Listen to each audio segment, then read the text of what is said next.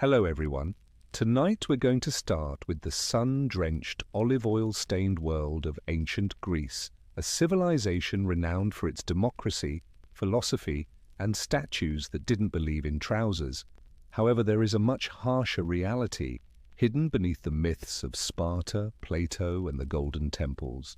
Because although ancient Greece laid the foundations for Western civilization, it also subjected its common people to everyday hardships that are difficult to endure in the modern world. Please take a moment to like and subscribe to the video before you settle in, but only if you truly like what I do here. Additionally, tell me in the comments what time it is for you and where you are tuning in from. Seeing who is joining us from around the globe is always exciting. Let us ease into tonight's voyage together by turning down the lights and possibly turning on a fan to provide a gentle background hum. Welcome to ancient Greece, where the sun turns your home into a slow cooker and your day starts without an alarm clock. You live in a simple house with small windows and no glass, built of rough stone or sun-dried mud bricks. All that's needed are wooden shutters to keep goats out, and if the gods are feeling particularly generous, a breeze. Except for the spot where the family goat doesn't sleep, there is no insulation, no ceiling fan, and definitely no such thing as personal privacy. It's too hot to remain horizontal, so you get up early, not because you're disciplined.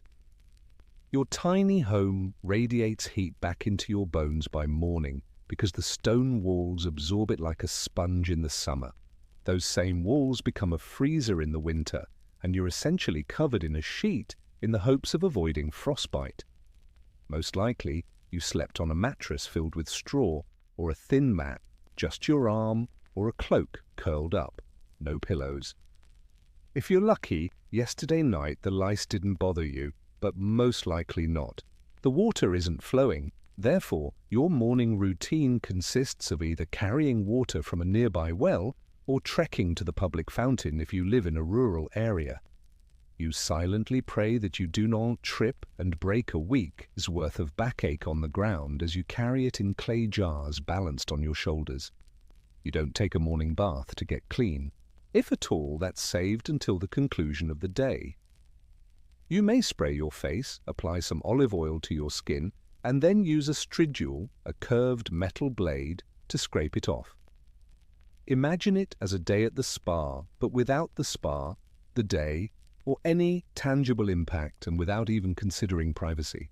You share a room with your family, you fight over who brought mud in from the street, have meals together, and sleep together.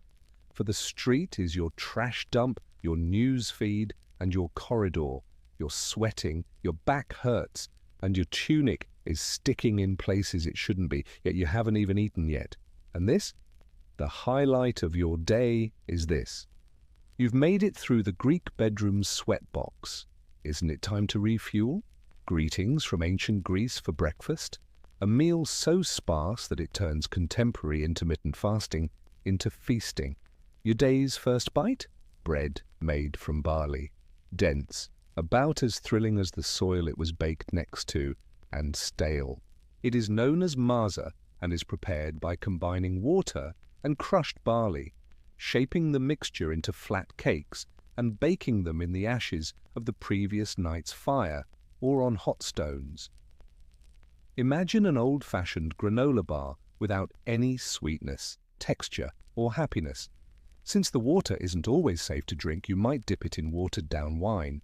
Your clay pantry is devoid of a boiling pot, a Brita pitcher, and a filtration system. Instead, a cup of oinos mixed with water is served to everyone, young and old, for survival, not for the buzz. If you're rich, you might receive a smear of goat cheese, some olives, or a few figs. But you're not rich, let's face it. If the flies from yesterday aren't swarming on your bread, and it doesn't break when you bite into it, you're lucky. No honey, coffee, eggs, or fruit bowls, unless you know how to bribe a good beekeeper who lives nearby. Additionally, don't expect to sit and unwind. There are no chairs, no forks, no attentive dining, and meals are quick. After chewing and nodding, you resume your job. In addition, women are not allowed to eat alongside men. Women and children typically eat separately in many households, usually after the men have finished. In addition to the poor quality of the food, you also have to wait for your turn to be let down. Ironically, it was the ancient Greeks who introduced us to symposiums, banquets, and lyrical odes to alcohol. Breakfast, though, there is no value in a line of verse. It is dry, practical, and frequently physically burned. But since it's the only thing separating you from a full day of sun, labor, and debating philosophers, you eat through it like a champion. Enjoy your meal. Don't break a molar, please. It's time to freshen up, or rather, fail to, after choking down your stale barley brick and a little wine water. Because hygiene in ancient Greece was more about ritual and oil than it was about cleanliness. What about soap? That's a fantasy for ages to come. Typically, your morning bath consists of dousing yourself in cold water from the courtyard basin or public fountain. Unless you're fortunate enough to live close to a bathhouse, which isn't the case for most people, unless you steal one from an Aegean sponge diver, there is no shampoo, no minty body wash, and no sponge. You use olive oil instead. Oil indeed. You apply it into your skin to absorb perspiration and grime rather than to moisturize. A stridule, a curved bronze blade that makes you less oily but still somewhat dubious, is then used to scrape it off. Imagine shaving off the salad dressing after slathering yourself in it. You follow that skincare regimen. If you think that sounds glamorous, keep in mind that everyone else is doing it, frequently in public places, nude, quite loudly. In ancient Greece, cleanliness was social, it's not privacy. Let's talk about teeth now. Toothpaste and toothbrushes are absent. If you're feeling fancy, you may rinse your gums with vinegar or rub them with crushed charcoal. Mostly, though, you just pray for the best while chewing on a twig. Routine dental care is less important than heavenly mercy. Body odor everywhere. There are perfumes, but no deodorant, for people who have the money. Therefore, you might apply a small amount of rose oil or myrrh to your neck, just before venturing through the Athenian heat for 5 miles with sandals. The outcome? A distinctively Greek combination of dust, musk, and despair. Doing laundry? Uncommon. Washing clothes involves pounding them on river stones. Your tunic, most likely, hasn't been washed since the previous festival season, if you're impoverished. To put it briefly, hygiene in ancient Greece had little to do with appearance or scent. The goal is to look somewhat less repulsive than you did the day before. The scrape and oil approach works well, but only to the extent that you are perspiring in a tunic while the sun is attempting to kill you. Thus, democracy, philosophy, and architecture were all brought to us by ancient Greece. But a good shower? I'm still waiting. It's time to get dressed now that you've fought your way into a fresh day. And beware of spoilers. At best, your ancient Greek attire is simple, and at worst, it's hilariously unusable. You have 2 choices, a hymation or a chiton. Both are essentially large rectangles of linen that are tied with a belt or wrapped and pinned with a brooch. It isn't customized, it isn't fitting. Furthermore, windy days were not considered in its design at all. If you catch the wrong breeze, your entire philosophical perspective will be exposed. Don't think about underpants. It doesn't exist, and there are no bras. You're just praying your pins stay in place and no one notices your clothes shifting like a loose curtain, unless you're a Spartan woman who has been taught to run and grapple.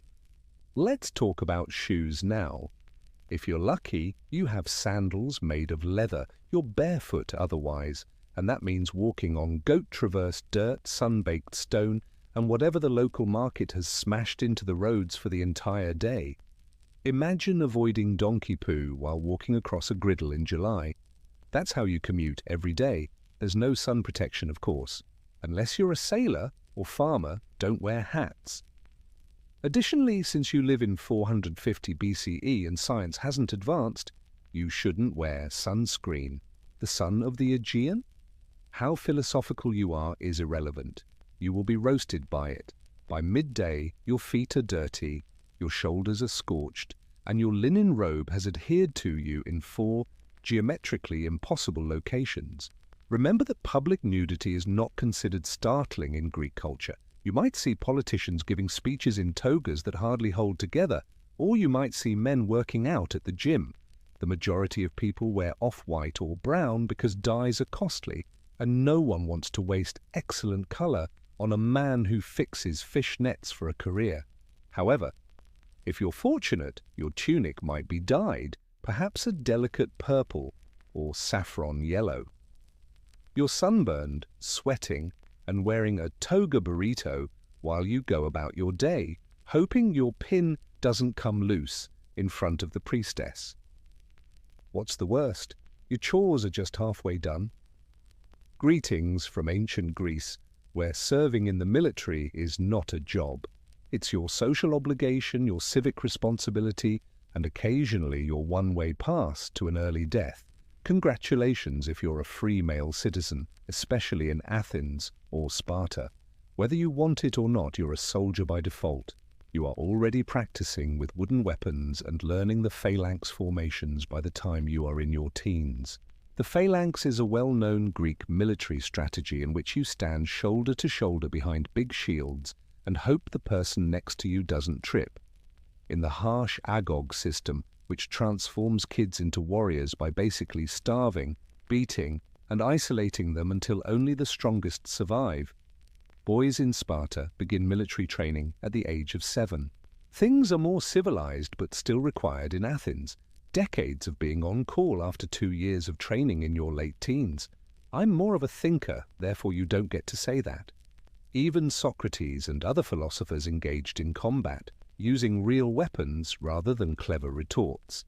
Sparta versus Athens, Athens versus Persia, Sparta versus literally everyone, or even a neighboring polis being snarky about trade routes.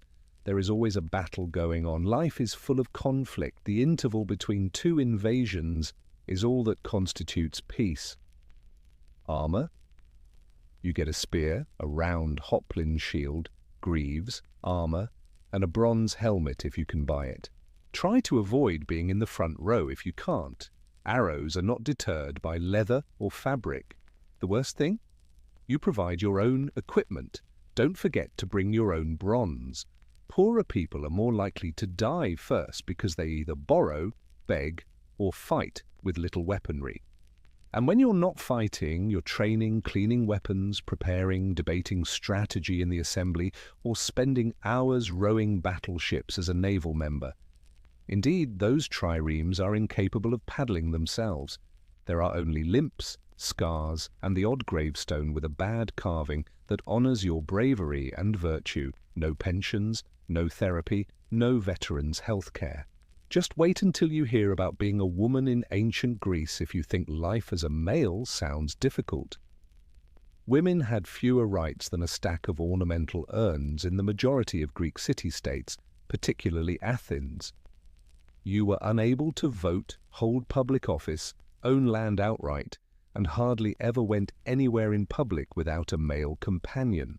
People might even start speculating that you were a courtesan or, worse, a Spartan if they saw you out too much. First, let's talk about your everyday schedule. To begin the tasks, you get up before the sun rises, you manage the slaves, if your household has any, spin wool, weave cloth, grind grain, collect water, bake bread, and rear the kids. Despite not having any income, respect, or vacation days, you are the head of the household. Your social life? Restricted. You never go to plays. You stay out of the philosophical arguments. The gymnasium is not where you are. That is solely for nude men. You are primarily restricted to the women's quarters.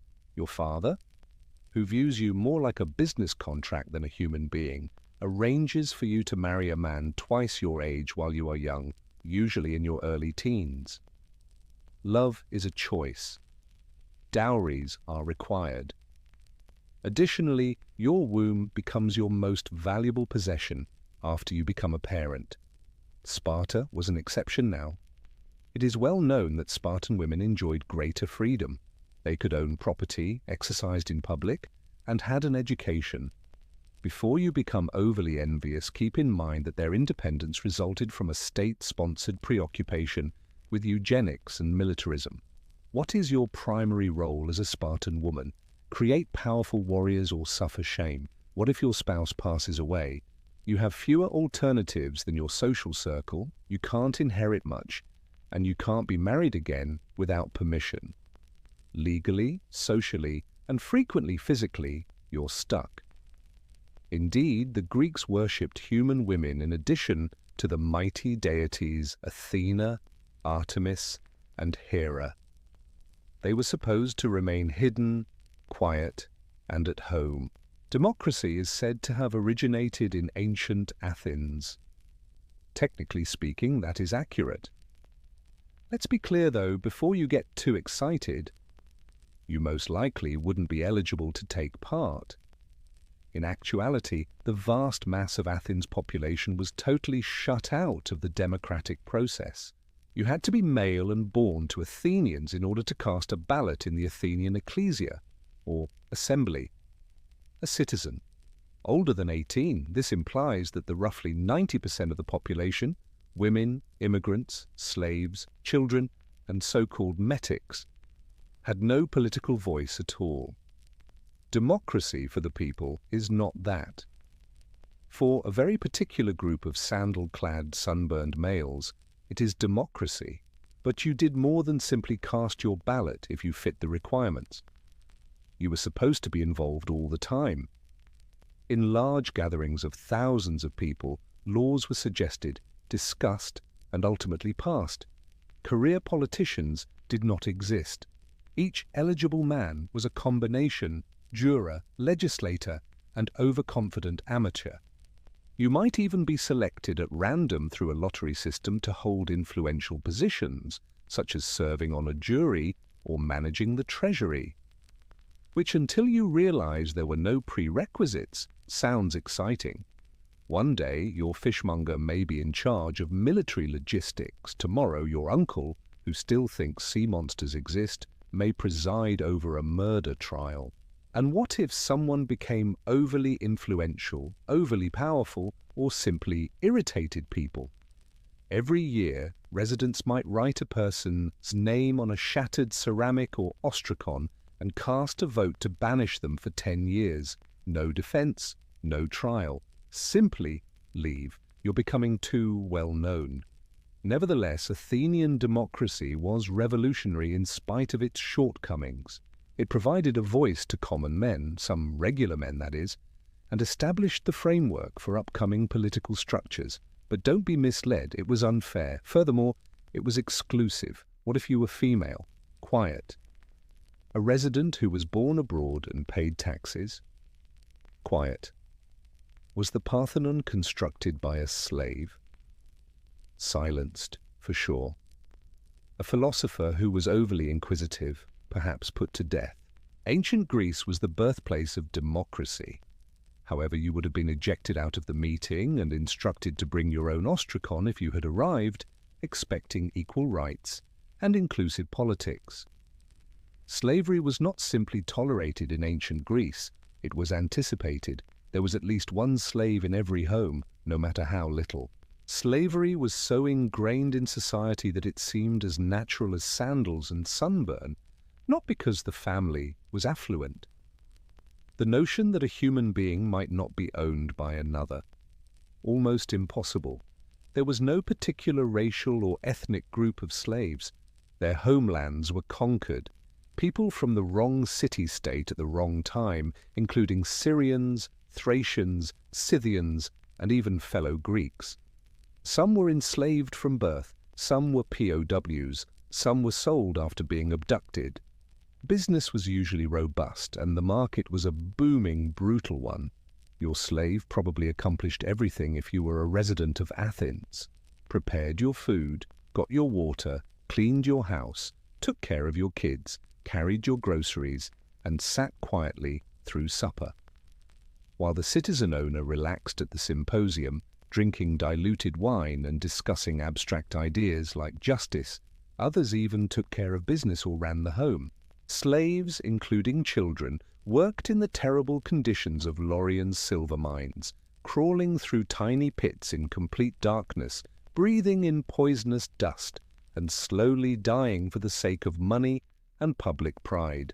A few slaves received an education. They worked as scribes, bank account managers, or even math and grammar teachers. Don't get me wrong, though, they were still property. They had no legal rights and might be killed, sold, branded, or beaten at will. Freedmen, the select minority who achieved independence, were never really free. They were denied citizenship and nevertheless owed allegiance to their old overlords. No voting, no ownership of land, only the hope that tomorrow will be a little better. Additionally, there was no broad abolitionist movement, in contrast to later slave systems. Slavery was rationalized as natural and necessary by philosophers such as Aristotle. Some people were slaves by nature, he said. Isn't it enlightening? We inherited philosophy, democracy, and ethics from ancient Greece. However, it was all constructed on the backs of those who were never given the opportunity to speak. Voting is never permitted, and never permitted to have any significance. It's not a footnote either. It serves as the cornerstone. In ancient Greece and feeling ill, that's a shame. Because your healthcare plan consists of a lot of wishful thinking, a few ambiguous herbs, and divine intervention, unless you happen to live next door to Hippocrates himself. Let's begin with the fundamentals. Hospitals as we know them do not exist. You stay at home if you're ill or hurt. Perhaps a neighbor has some knowledge about poultices.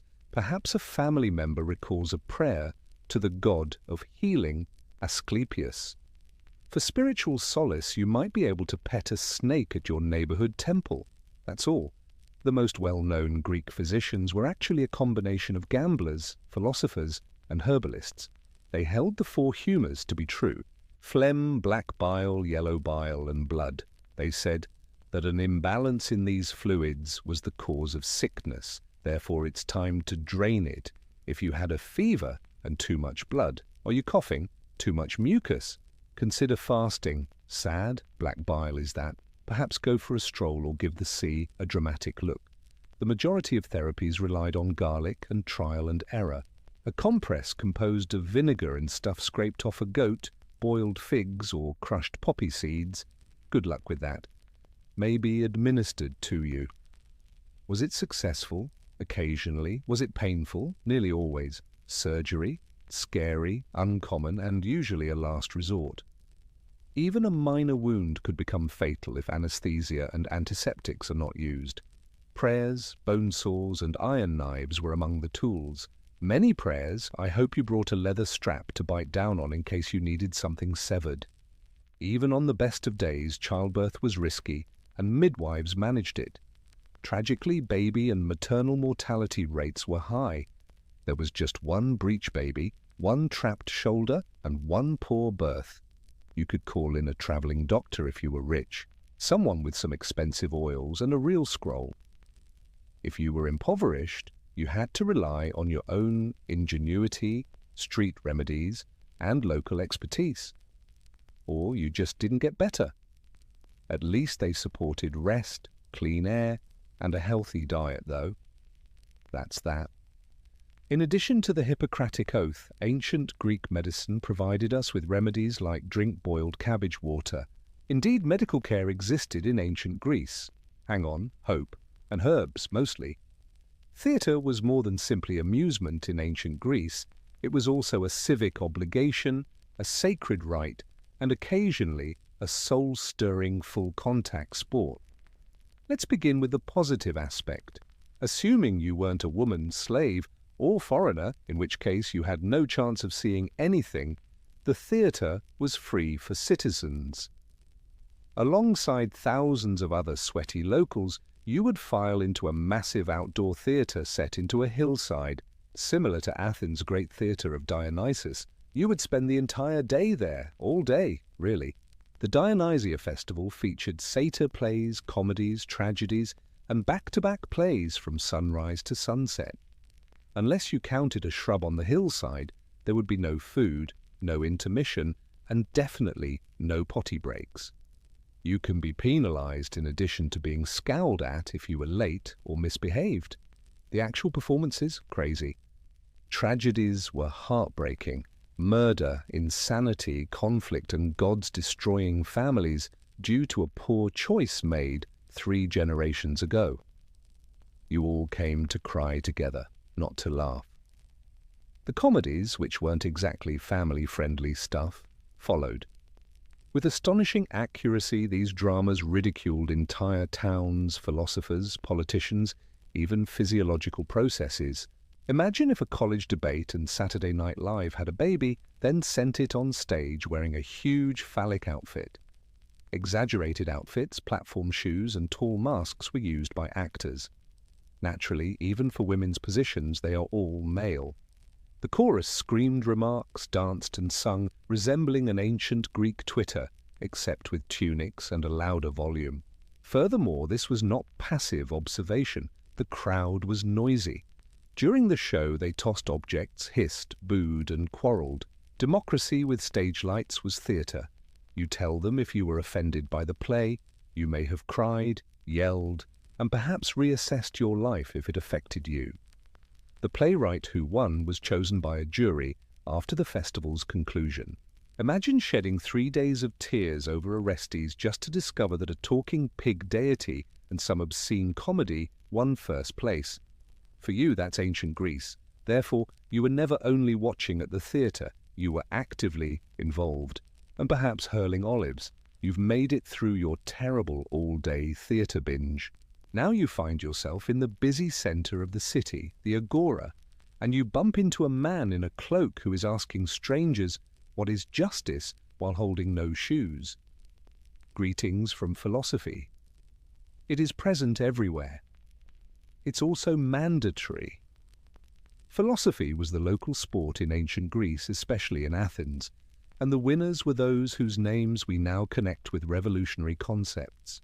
Aristotle, Plato, and Socrates. However, they were just strange men who talked a lot and made other people feel foolish back then. Consider Socrates. Asking pointless inquiries and undermining people's faith in their own judgments were the man's profession. Do you believe in truth? He might show up when you're purchasing olives, taking care of your own affairs, or caressing a stray goat. Well, I suppose. What is the truth? 3 hours of emotional turmoil and a wish to relocate to Sparta followed. He didn't write anything down. Plato, his pupil, did. However, Socrates had a lasting impression, in part because he was eventually put to death in Athens for being too bothersome. Officially, it was causing young people to become corrupt and lose faith in the gods. Let's face it, though, he most likely would not stop asking questions while they were eating. Philosophy was not a comfortable intellectual pastime. It was noisy, combative, and strangely athletic. Discussions took place in public areas. They were impulsive, intense, and frequently resulted in existential crises or injured sentiments. Voices, hands, and enough ego to fill the Parthenon, no microphones. And you should reconsider if you assumed you could merely observe. Philosophers enjoyed attracting random onlookers. Plato's academy was not something you passed. You got caught up in it. You became the day's example of an unexamined life after saying something slightly incorrect. Children weren't safe either. Alexander the Great, a youth who went on to conquer half of the globe, received tutoring from Aristotle. Say, go fix this, as your high school civics instructor hands you a globe. In other words, philosophy provided us with political theory, science, ethics, and logic. However, it also brought with it a headache, an identity crisis, and a 70% risk of being publicly humiliated by a man wearing sandals in ancient Greece. You have arrived in ancient Athens. You're articulate, astute, and involved in politics. You are liked by others, perhaps too much. Your first error is that, because being too popular in Athens may result in a 10-year ban from the city, not taken into custody, not penalized, simply gone. This was neither a backroom arrangement nor a plot. The system was designed with that in mind. It was a completely acceptable, perfectly public, and perfectly frightening practice known as ostracism. The Athenians would meet once a year to choose whether to have an ostracism vote. Everyone scribbled the name of a person they wanted banished on an ostracon, a broken piece of pottery, if enough others agreed. A person was exiled if they received 6,000 votes or more. No trial. No justification. Simply put on your sandals and head out. It was not necessary for you to be a criminal. Actually, except from being overly powerful, the majority of those shunned had done nothing wrong. Perhaps you had amazing hair, were a convincing speaker, or were a military hero. In any case, your fellow citizens concluded that you were starting to pose a threat to democracy, and democracy decided to put you in a state of temporary forgetfulness. This is where the twist lies. It was temporary. After 10 years of racism, you may return as if nothing had occurred. Nothing happened to your property. You maintained your citizenship. No resentment. You didn't ask for a 10-year vacation. A few well-known Athenians were shunned. Aristides the Just was so popular that it is said that someone voted against him simply because they were tired of hearing about his virtues. Brutal.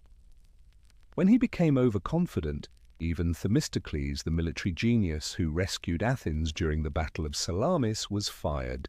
Apparently, there is a limit to thankfulness.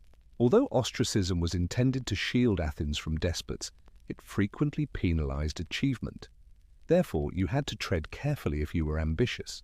Show respect, but not too much. Not charismatic enough to frighten people, but popular.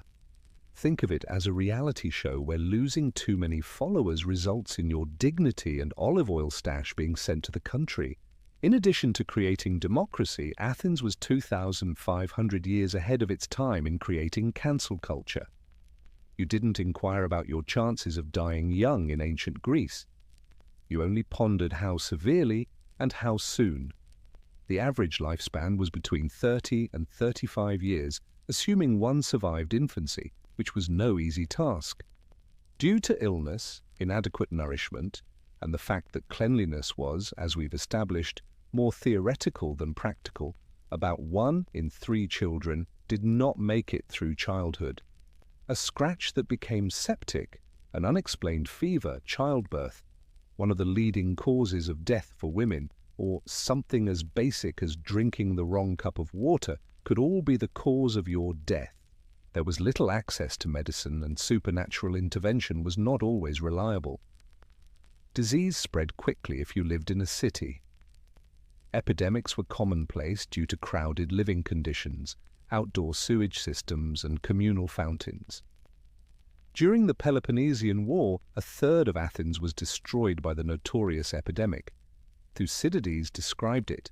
Then he understood, then somehow made it out alive. Not everyone was as fortunate.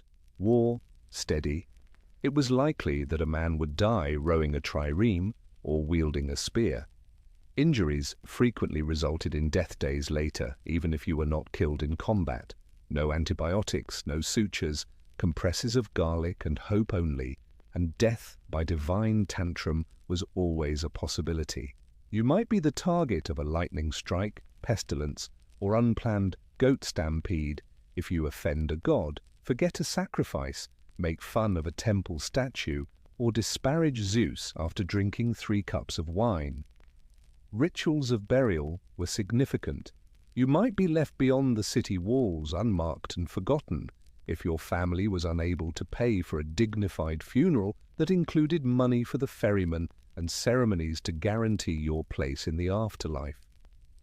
It was perilous from a spiritual standpoint, in addition to being awful. Unburied souls, according to the Greeks, wandered forever, imprisoned between worlds. Death was not a beautiful thing every day. It also didn't give a damn about your heritage, philosophy, or attractiveness. A moldy fig or an enraged insect could kill you even whether you were a poet, a general, or a slave. None of the 12 Olympians that the Greeks had liked you. Theoretically, harmony with the divine was central to ancient Greek religion. Up on Mount Olympus, worshipping Zeus, Hera, Athena, Apollo, Artemis, Poseidon, and the rest of the Golden Crew. In reality, it was ongoing protection against spiritual harm. These were hardly all loving, tranquil gods. They possessed superpowers and were celestial drama queens. They would destroy your crops, say the incorrect prayer, shipwreck your ship, step into the wrong grove, bite you with a snake, cause plague, hunger, or any combination of these. Forget about making a sacrifice. The gods required not just your allegiance, but also impeccable timing, faultless ceremonies, and unwavering obedience. You didn't go to the temple every week. You had civic rites, seasonal festivals, home altars, and daily rituals prior to the planting of crops. Offer to Ares, go by sea, pray to Demeter, and go to war. It might be wise to pour Poseidon some wine and, just for good measure, add a goat. Every god has their favorites and resentments, unless your grandpa angered him once, in which case you are cursed indefinitely. Apollo might defend your city. In addition to being the goddess of marriage, Hera was an expert at making mortal women's lives miserable if Zeus even glanced at them. In addition to rewarding intelligence, Athena transformed humans into spiders. Informal. There were nymphs, satyrs, ghosts, river gods, and monsters hiding everywhere, as if the Olympians weren't enough to make you uneasy. Your left leg will suddenly belong to a spiteful forest sprite if you step on the incorrect piece of sacred ground. Worst of all, you were never able to determine the cause of a negative event. Was the offering incorrect? Incorrect timing? In your dream, did you offend a god? It might have been your cousin. Your great-grandfather might have done it. Not important. The manner in which the gods operate are profoundly intimate and enigmatic. Despite the fear, Greek religion permeated every aspect of life, including politics, childbirth, and the Olympic Games. Yes, you were afraid of the gods, but you also relied on them. Their festivals became national holidays, their temples became city icons, and their tales provided explanations for everything from love to lightning. It wasn't religion that made you believe in gods. Your desire for survival led you to believe. So, let's pose the question directly after all of this. The sun-baked houses, the barley-bread breakfasts, the hikes blithed by sandals, the battles, the plagues, the gods, and the traumas associated with goats. Would you survive in ancient Greece for even a day, to be honest? No. Even before noon, you would fold. That Instagram-worthy toga fantasy would be completely destroyed by the heat, the diet, and the ongoing prospect of war or divine retribution. You're not accustomed to kneeling over a pit in the ground beside a shrine goat or carrying water before breakfast. You would miss having access to running water, medication, and the freedom to voice your grievances without fear of being banished by broken pottery. You may adore the thought of residing around epic poets, marble monuments, and eminent thinkers, but exactly what? They accounted for 1% of ancient Greece. For everyone else, it meant regular funerals, restricted rights, and backbreaking labor. Your democracy. Only if you're a citizen who is male. Your medication? Hope and garlic. Your gods? Often angry. Your social media accounts? A man waving a fish and shouting about justice in the agora. Despite all, the Greeks persevered. They created plays we still perform, argued concepts we still struggle with, constructed temples that still remain, and established the foundation for everything, from astronomy to ethics. They did more than simply weather adversity. Sweating through civilization, they built it. They lasted, but you wouldn't. Not because life was simple, but rather because they managed to find purpose in an otherwise chaotic world. They wrote exquisitely, fought relentlessly, questioned everything, passed away young, and still somehow influenced the modern world. Therefore, it is unlikely that you would survive your first goat bite, sunstroke, or unexpected philosophy lesson on the street. But if you did, if you adjusted, if you persevered, and if you paid attention, you would discover that you were surrounded by some of the most fervent, strong, and wonderfully imperfect individuals in history. And they wouldn't criticize you for having difficulties, saying, "Good, now carry that up a hill." They would just hand you a tunic and indicate the amphorae. It started with a betrayal and a death. The Roman game had been mastered by Prasutagus, king of the Iceni tribe in present-day eastern England. For years, he had been a client monarch operating under Rome's shadow, walking a tightrope. As long as he continued to be beneficial to the empire, he enjoyed prosperity, independence, and tranquility. However, he left a will to safeguard his people when he passed away in about 60 AD. In an attempt to ensure their safety and sovereignty, he designated the Roman emperor as a co-heir along with his 2 young daughters. He was mistaken. The will was not honored by Rome. Rome made no concessions. Rome accepted. The Iceni kingdom was immediately annexed by the Roman rulers. Their troops overran and took possession of all property, including homes, cattle, farms, and valuables. However, stealing money wasn't the biggest crime. A political insult was transformed into a personal torment by their subsequent actions. Boudica, the queen, was publicly flogged, not only to make her feel inferior, but also to convey a message. You are nothing. They also sexually assaulted her daughters in front of her, as if that weren't enough. It was more than just a crackdown. It was the sort of psychological warfare that aims to crush a people's soul. But Boudica was unbroken. She was forged by it. Under its boot, Rome thought it had crushed a small indigenous woman. It had roused a lioness, a queen who would transform her suffering into retribution, a mother whose fury would soon burn towns to the ground, a woman who would remind Rome that even empires suffer. Britannia swiftly became aware of the atrocity. Other tribes paid attention. They recalled their personal humiliations, land losses, and the deaths of their sons during Roman campaigns. Rome believed that the tribes were dispersed and split.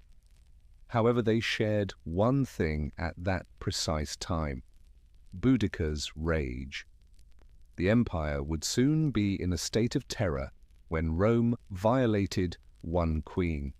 The myth of Roman invincibility in Britain has been shattered by their breach of a treaty and a family. This wasn't only an error, it was the catalyst for one of the most violent uprisings Rome had ever seen. Rome misinterpreted every aspect of Boudica if they thought she would fade into silence. It was not in Boudica's nature to comply. She was destined to be in charge. Roman historians, who hardly ever gave praise to their adversaries, described her as towering, powerful, with flaming red hair that fell to her waist and a voice that cut through crowds like a war trumpet. She was more than simply a blood queen. She served as a metaphor. She was a threat now, but she was something more profound before she became that threat, a mother who has lost everything. Roman cruelty had attempted to destroy her pride, her children's future, and her dignity. Boudica, however, resisted becoming a victim. She realized that an army wasn't what Rome dreaded most, it was solidarity. So one tribe at a time, she started to create it. The Trinovantes come first. Before Rome decimated them with taxes, property confiscations, and slave labor, they were a formidable people. Boudica didn't sound like a diplomat when she spoke. She talked with the unbroken scars of a warrior mother. She brought to mind their gods, their forefathers, and the land they had lost. Their pain was her pain, their anger as well as hers. Then the other tribes started paying attention. The Cornovi, the Corieltauvi, and even a few Brigantes. Vengeance was no longer her cause. The task of ridding Britain of Roman haughtiness became a sacred vocation. She made no assurances about safety. Glory, she said, and if it came to it, die with honor. They also trailed behind her, because she failed to support her warriors. With her spear in hand, her hair flying in the wind, and her gaze fixed on the future, she rode among them. She yelled aloud the names of those who had been executed, enslaved, and raped. As witnesses, she called forth deities such as the Celtic war goddess Andraste. When she said that the gods would fight alongside them, her troops took her word for it. She was not formally trained in the military, no scrolls of Roman strategy. However, she possessed a more lethal weapon. Purpose-driven, betrayal-honed, righteous rage. And under her control, the land itself appeared to change. This was not rebellion. Resurrection was the event. Rome's queen, who believed it had shattered, was now leading a movement that would soon cause the empire to shudder. And she had only just begun. Britannia had long been dominated by the Roman eagle.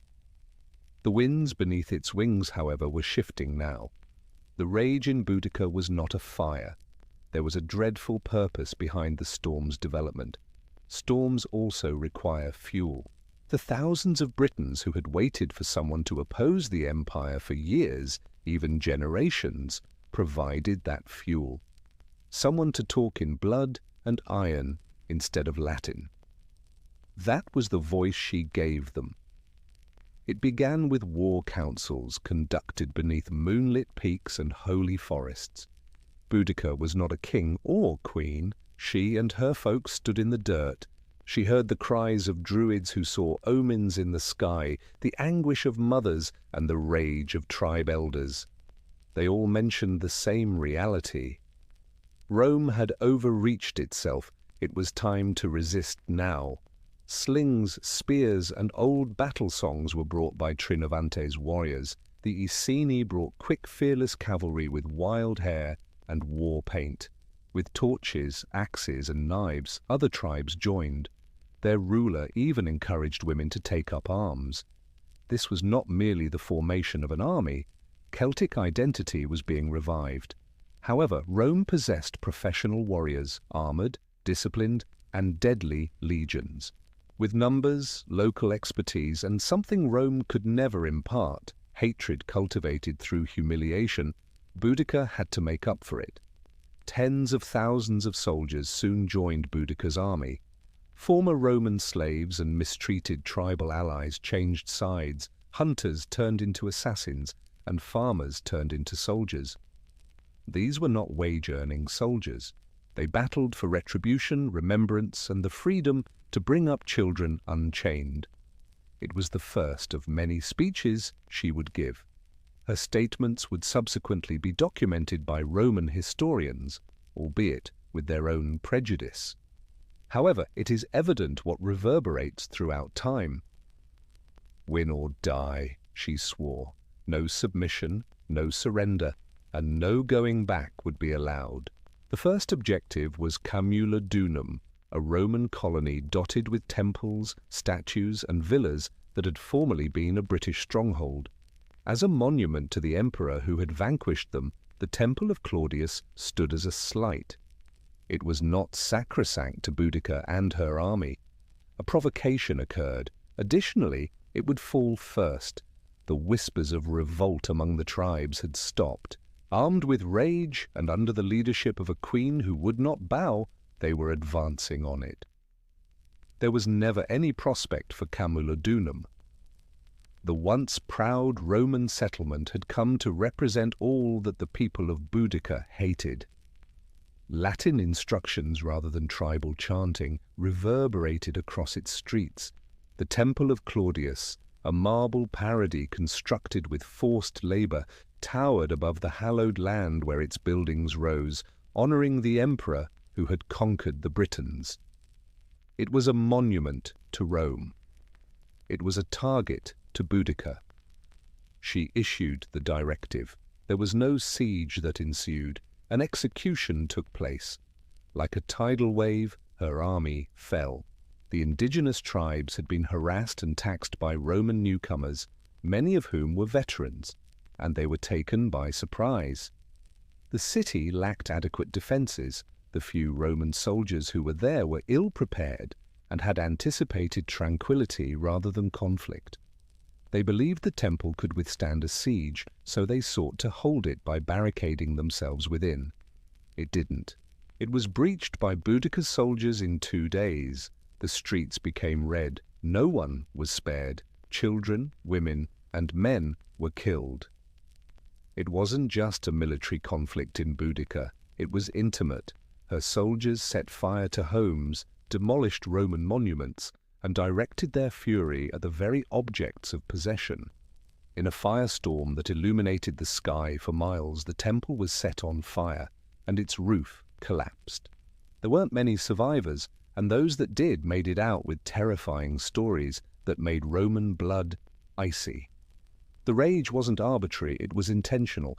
These were folks who had witnessed their girls being sold, their homes being seized, and their gods being ridiculed. With interest, they were now recovering what had been taken. In order to put down another uprising, Roman authorities appealed to Governor Suetonius, who was located hundreds of miles distant in Wales. But it was already smoke and ash when he learned of Camulodunum's fall. A colony ruined, its people dead, the insurrection gaining strength. Boudicca left without a party. Time was of the essence. Rome would answer, and firmly she knew.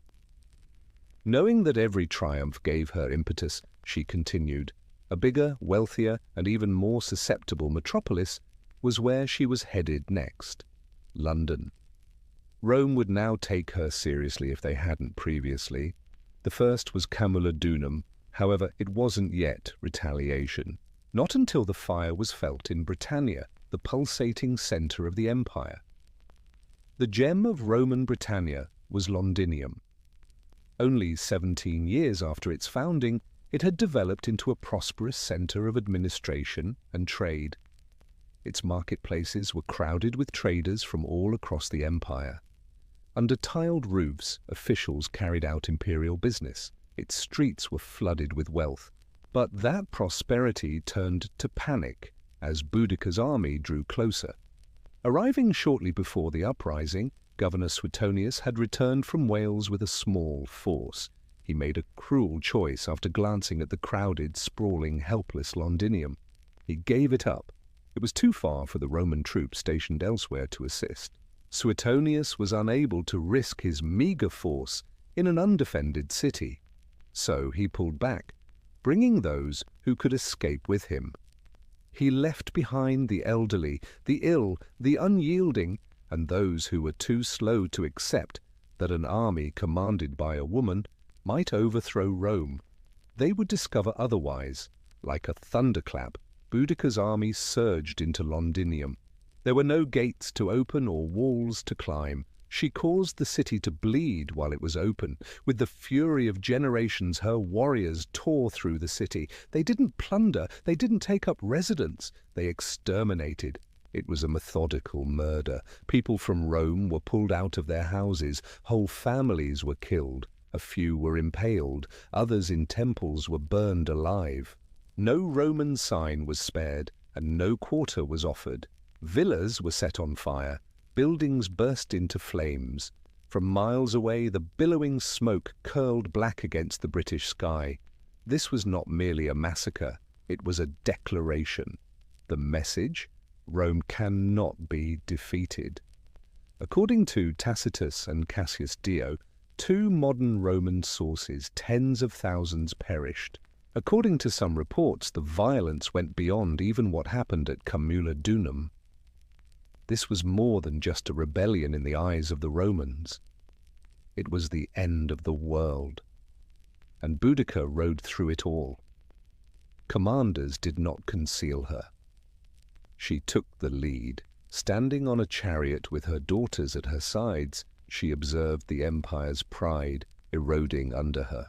This wasn't mindless aggression. She saw it as retribution for Rome's actions to her people, her land, and her family. She wasn't done yet, because there was another Roman center in front of her, Verulamium, and Rome's complete reprisal after that.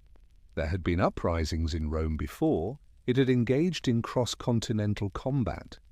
However, Boudica was unlike anything it had ever seen. She was not a tactically trained general. She was not a Latin speaker. She was not dressed in shiny armor. However, she had massacred thousands of people, both soldiers and civilians, and destroyed 2 Roman cities. And now the empire panicked as Verulamium, a wealthy Romanized town northwest of Londinium, caught fire. The Roman Senate had heard about her outburst. According to reports, Emperor Nero himself contemplated leaving Britain completely. Consider that. Because of one woman with a chariot and a cause, an empire that stretched from the mountains of Germania to the deserts of Africa was thinking about leaving. She scared the living daylights out of them. In actuality, Boudica's army wasn't the only source of her strength. It was in what she stood for. Rome considered itself invincible. Its cities are immortal. Its destiny is its rule. Here, however, was a Celtic queen who had been humiliated and beaten before spearheading an uprising that had turned whole Roman towns to ashes. Her burning of each new city was more than a tactical triumph. It was a blow to the mind. Verulamium met the same end as Londinium and Camulodunum. Rich, Romanized, and utterly unfortified it was. The people were massacred, temples were demolished, and Roman infrastructure was leveled by Boudica's army. There is still a substantial layer of ash beneath the present-day town, according to archaeological findings, a fire that burned so fiercely that it scarred the ground. The conundrum, however, was this: Boudica's military machine became heavier with every victory. Although her army grew, her supply lines became less numerous. The organization failed. Some tribes became reckless due to their success. Rome, a resilient city, was also reorganizing. Suetonius was not a sedentary governor. Yes, he had backed off, but he had not given up. Pulling battle-hardened armies from all throughout the province, he started to assemble reinforcements.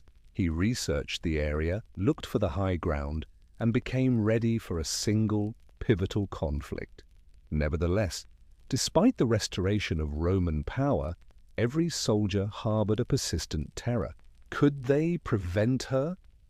Boudica wasn't merely fighting a war, she was reinventing the conquest narrative, and she was demonstrating that Rome might bleed and that queens could retaliate, destroying city after burning city. The empire held its breath as the last clash approached. As far as it could, the fire had spread. Steel now had to contend with the storm. The battlefield was carefully selected by Governor Gaius Suetonius Paulinus. Not just any Roman officer, though. He survived. Suetonius was strategic while Boudica's men rejoiced in their conquests. He chose a small defile, a confined area surrounded by hills and forest, where Boudica's numerical advantage would not be very significant. Even though his army was small, perhaps 10,000 men, each man was a skilled murderer who had been cultivated in the legion's discipline. In contrast, Boudica's force was enormous. Up to 200,000 warriors reportedly marched beneath her flag, according to some accounts. They weren't troops, though. They were freedom seekers, blacksmiths, farmers, and tribal chiefs, motivated yet not disciplined. Armed with rage but without organization, they thought Rome would be overrun by numbers. They were mistaken. Standing on her war chariot with her daughters at her sides, Boudica delivered a final speech as her army drew closer. She brought to memory their anguish, the rapes, the floggings, the stolen fields, and the burned-out houses. She invoked the ancestors, summoned the goddess Andraste, and made a death or victory promise. Her troops responded with roars. They thought they would be carried by the gods. Then the conflict started. The British made a charge. A primitive rage engulfed the area, but Suetonius resisted. He allowed them to get near, crammed into the little space. Then he launched the Roman counterattack at just the right moment. With their shields clasped, the spears soared in close formation.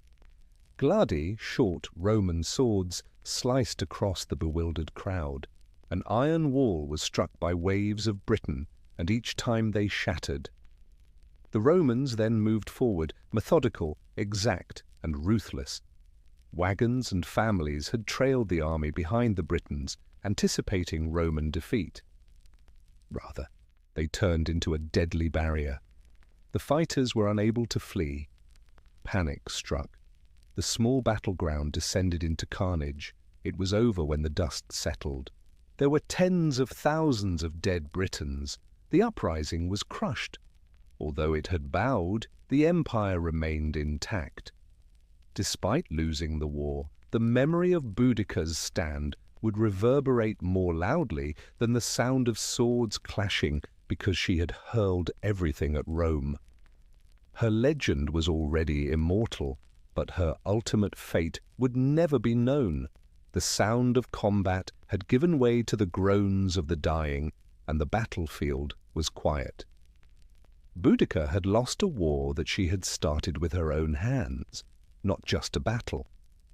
Her people's blood drenched the earth, and their aspirations' ashes floated into the chilly British atmosphere. And there was no sign of Boudicca. There are no eyewitness reports of her last breath or specifics of how she passed away. Conflicting accounts are provided by Roman historians. Some claim she chose death than captivity by ingesting poison. Others say she became unwell and passed away in silence. However, they do agree on this. She disappeared. There was never a parade of a chained queen in Rome. No last humiliation, no public execution. Like a hurricane that burns itself out, she just vanished. However, something remarkable occurred during that period. She evolved into a myth rather than just a queen. Rome attempted to erase the memory after being shocked and degraded by the extent of her rebellion. However, it was too late. The name Boudicca was now reverberated in the holy woodlands and mumbled in tribal chants. She was not seen by the Britons as a vanquished insurgent.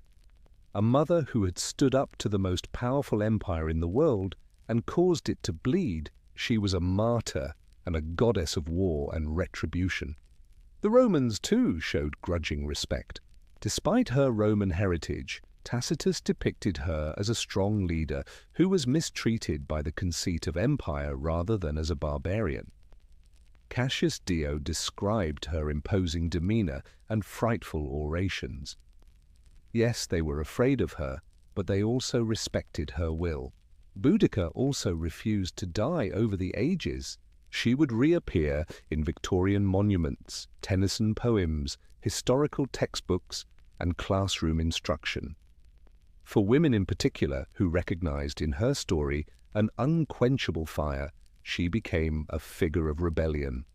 Her chariot turned into a vehicle of resistance, its spiky wheels tearing through time. Therefore, even if her body is now lost to history, her voice will always be heard. It follows the wind. In the fire it screams. Every person that has ever said the words, "I will not kneel," in defiance of oppression, can hear it. Even though Boudicca disappeared into the mists of history centuries ago, her shadow continues to loom large over the British Isles. You may sense her presence in the obstinate spirit of a country that never really forgot her, see her name etched on monuments, and hear her mentioned in political speeches. A bronze statue of Diana standing strong on a war chariot, with her daughters at her sides, gaze fixed on the horizon, wheels raised in defiance, may be found in London, close to Westminster Bridge. Tourists and vehicles hum beneath her, not realizing they are walking in the echo of her defiance. However, her legacy is about what she stands for, not just about statues. Boudicca grew beyond the sum of her struggles. She turned into a perennial question posed to all empires, oppressors, and rulers who lose sight of the people's power. When the voiceless rise, what happens? She wasn't flawless. Her uprising was characterized by killings and bloodshed. Her troops killed tens of thousands of people. However, the people who dare to resist write history, not the saints. Furthermore, resistance is rarely pure by nature. Nevertheless, Boudica's battle against Rome is not what keeps her alive. Rather, it's the flame she stoked in people's minds. A woman who persevered despite losing everything. A queen who refused to let the empire that attempted to destroy her define her. A mother who used her sorrow as a weapon. Her precise role, choices, and motivations are still up for question among contemporary historians. However, no Brit will recite footnotes when you ask them who Boudica was. She was the queen who caused Rome to bleed, they will tell you, the woman who brought together tribes that had previously engaged in conflict, the warrior who demonstrated to the world that even in the face of destruction, dignity can triumph. In doing so, she transcends the status of a historical character. She turns into a representation of defiance, bravery, and the unwavering determination to be free. Because Rome could not get rid of her, not even when it redrew its maps and rebuilt its towns. Every voice that dares to say no, every soul that would sooner die on their feet than live on their knees, and every battle against tyranny, all still carry her spark. Although Boudica is no longer with us, her legend endures. Illness was never random to the ancients. It was more than just viruses, bacteria, or wayward cells. Thousands of years later, those explanations would be provided. In the past, illness was a sign of a deeper disruption rather than just a physical failing, a break in the equilibrium and balance between the body, mind, spirit, and nature. Disease was frequently viewed as divine retribution in Mesopotamia. A person was said to have offended a god, breached a taboo, or drawn a curse if they were ill. Questions, not symptoms, were used to make the diagnosis. Have you done anything? Who are you upset with? Together, priests and healers performed spells, prescribed rites, and used herbal remedies to interpret omens. The 5 elements and yin and yang gave balance a more methodical meaning in ancient China. The state of balance between conflicting forces was health. The body would be confused by extremes of heat or cold, dryness or dampness.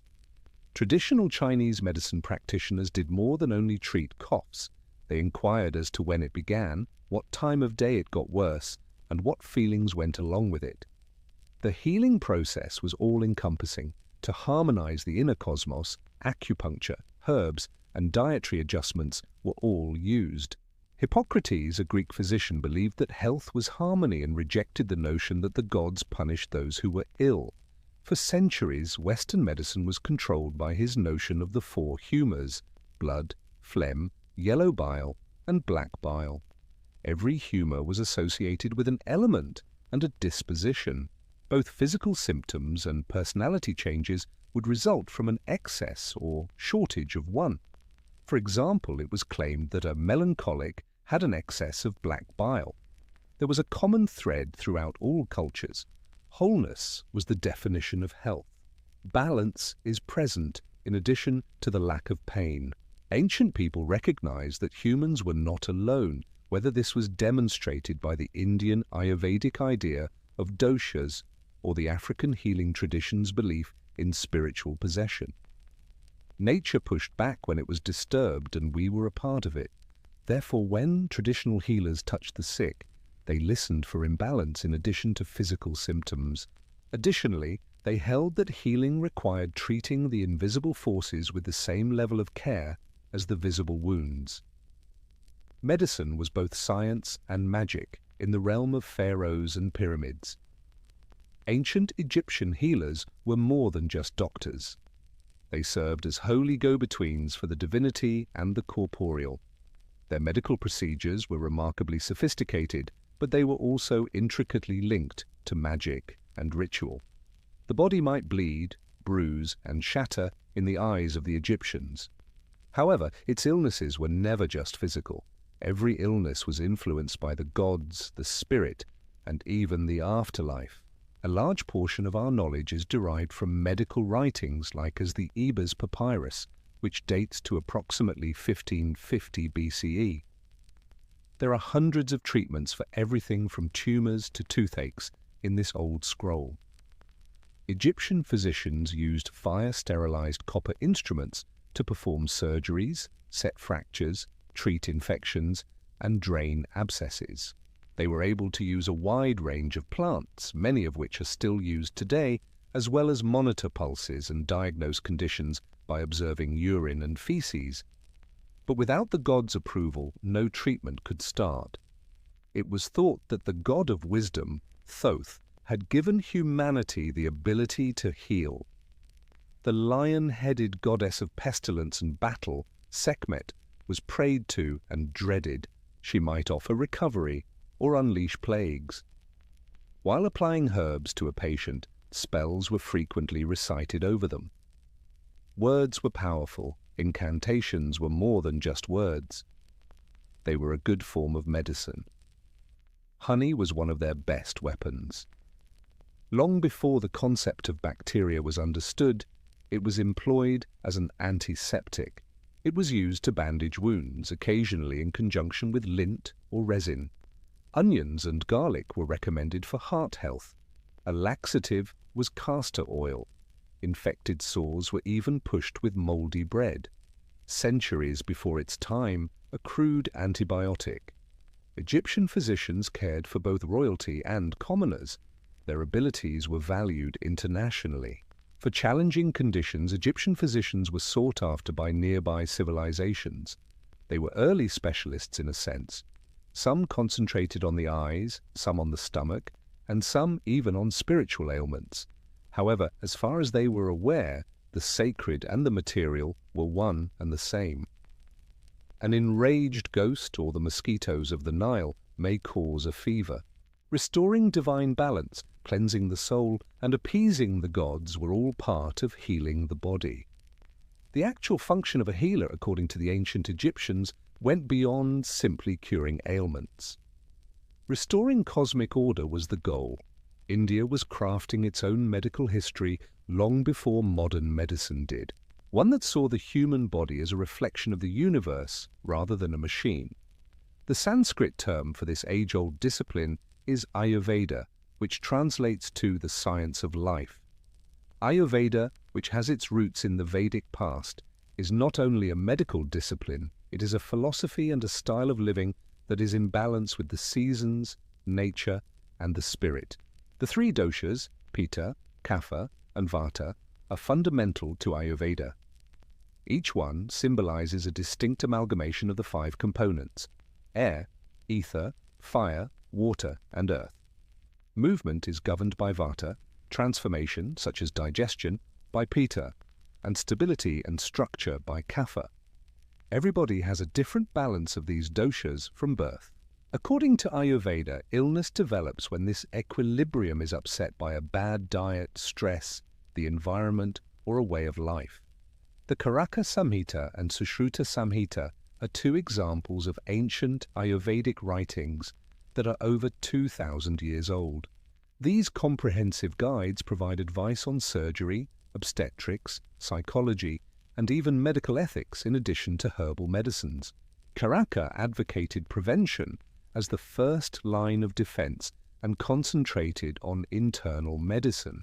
In contrast, Sushruta is regarded as a pioneer of surgery, having described more than 120 surgical instruments, many of which were carved from metal or wood, and more than 300 surgical operations. Rhinoplasty, which involves reconstructing a nose using a skin flap from the patient's forehead or cheek, was one of his most amazing procedures.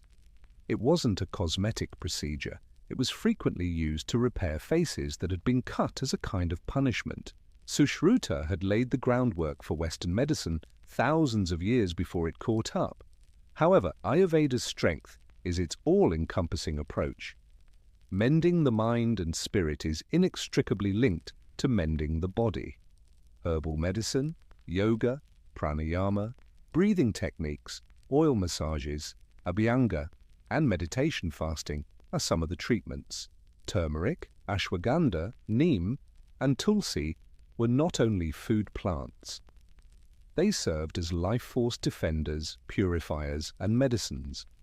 In addition to using herbs to cure a fever, an Ayurvedic healer may also change your sleep routine, assess your emotional well-being, and cleanse your digestive fire, or Agni. According to Ayurveda, you are a part of nature. Nature is you. It's nature's way of telling you to get back on your feet after you are sick. Health in ancient China was more than just physical appearance. It had to do with energy.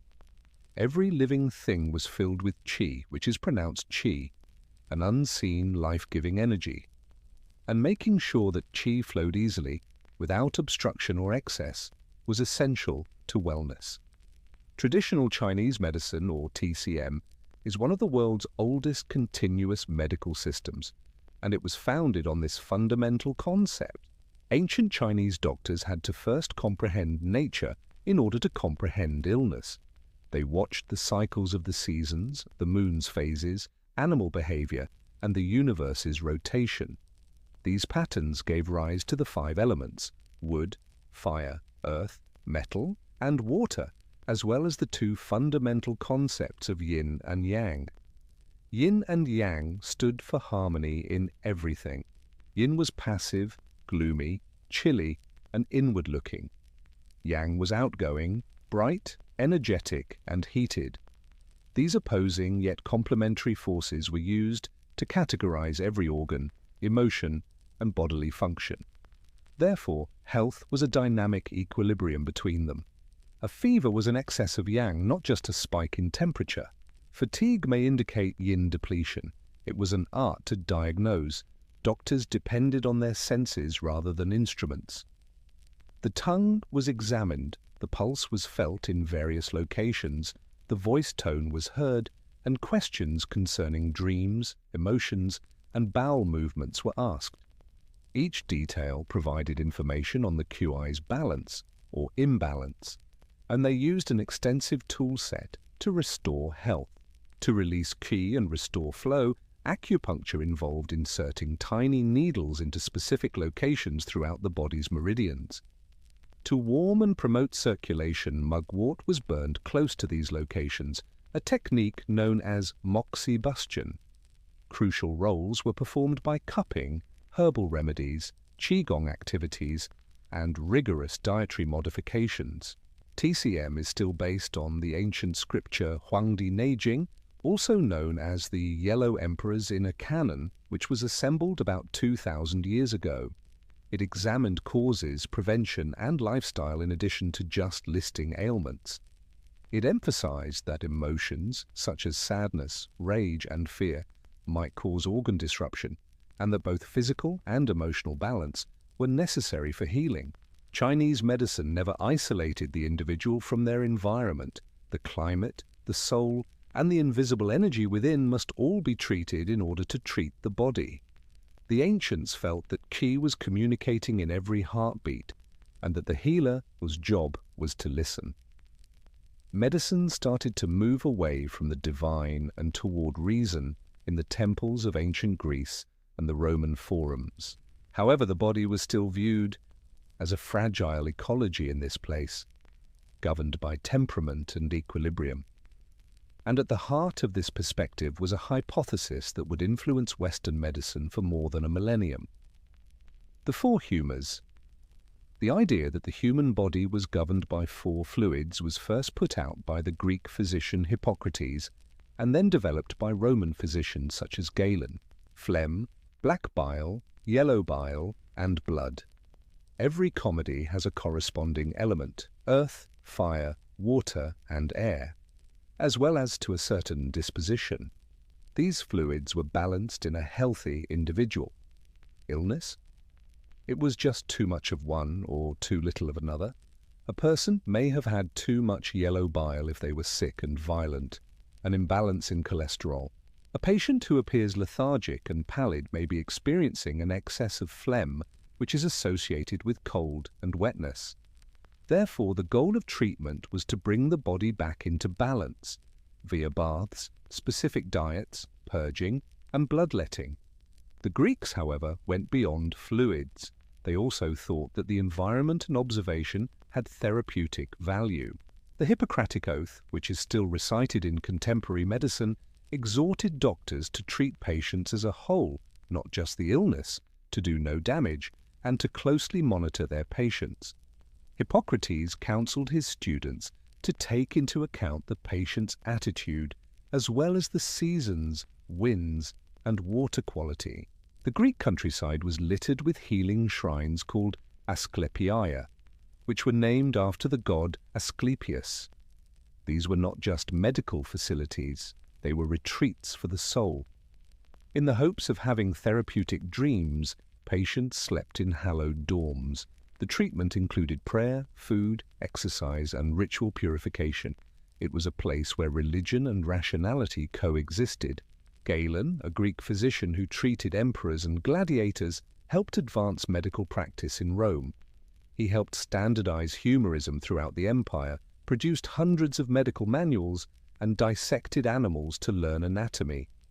Galen's impact persisted for centuries despite the flaws in some of his theories. Despite its mystical beginnings, Greco-Roman medicine started to move toward the novel notion that the human body was a system.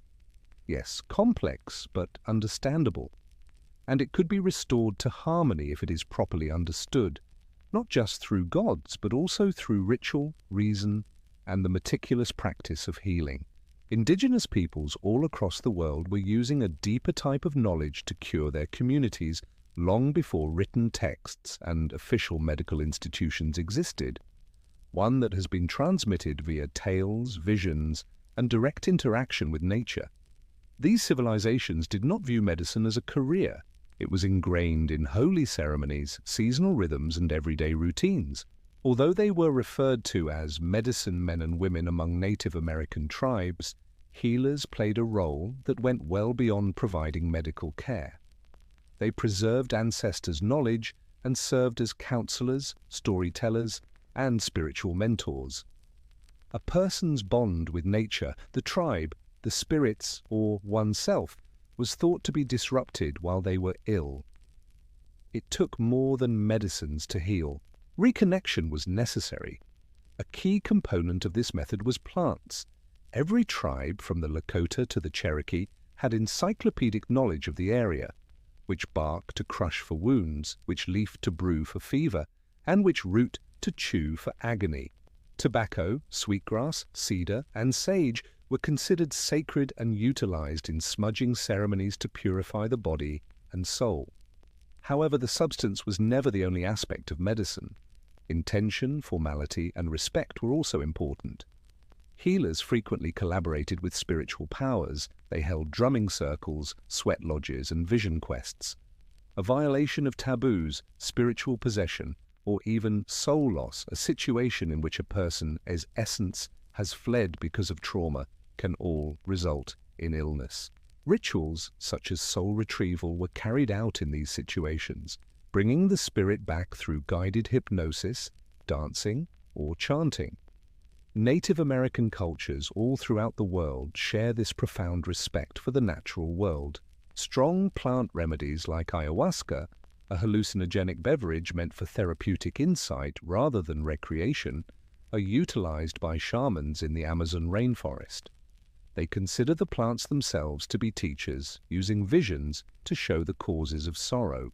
The dream time, the ancient period that continues to shape indigenous identity, is the source of plants, clays, and rituals used in Aboriginal Australia's bush medicine.